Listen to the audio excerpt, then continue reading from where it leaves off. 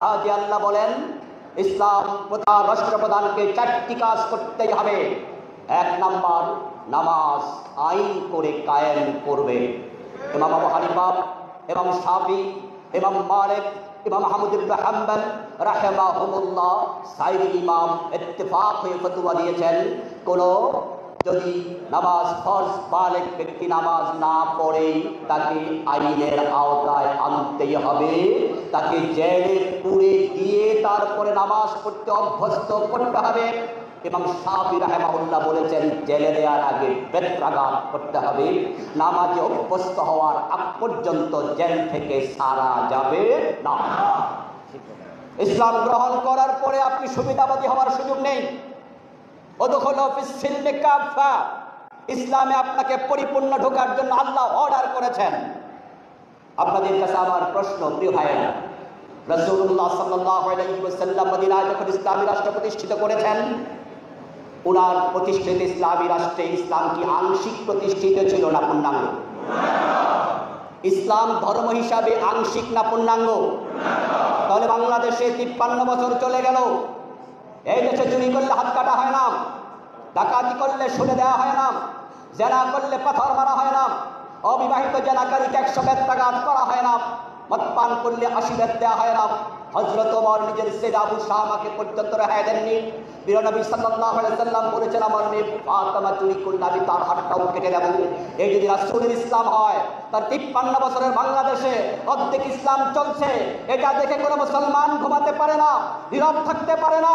ইসলাম পূর্ণাঙ্গ প্রতিষ্ঠিত হওয়ার আগ পর্যন্ত কাতিলুহুম হাত্তা লা তাকুনা ফিতনা ওয়া ইয়াকুনা আদ-দীনু কুল্লুহু লিল্লাহ। আল্লাহ বলে দিন পরিপূর্ণ আল্লাহর জন্য সাব্যস্ত হওয়ার আগে চুপ থাকতে পারবে না, প্রয়োজনে জিহাদের ময়দানে ঝাঁপিয়ে পড়তে হবে।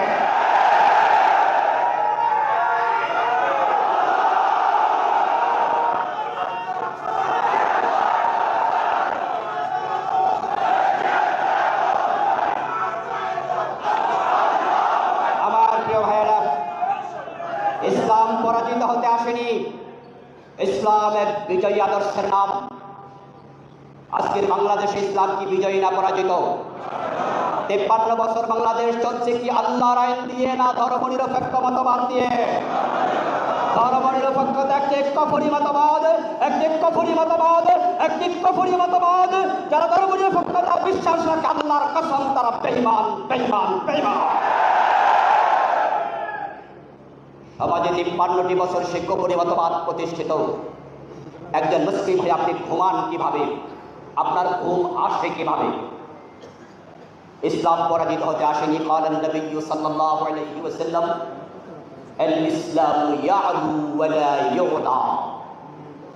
প্রিয় নবী মুহাম্মদ সাল্লাল্লাহু আলাইহি ওয়াসাল্লাম বলেছেন ইসলাম বিজয়ী হতে এসেছে, পরাজিত হতে নয়।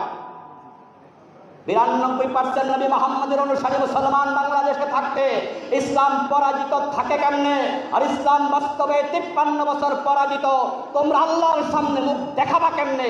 রাসূলের সামনে মুখ দেখাবা কেমনে?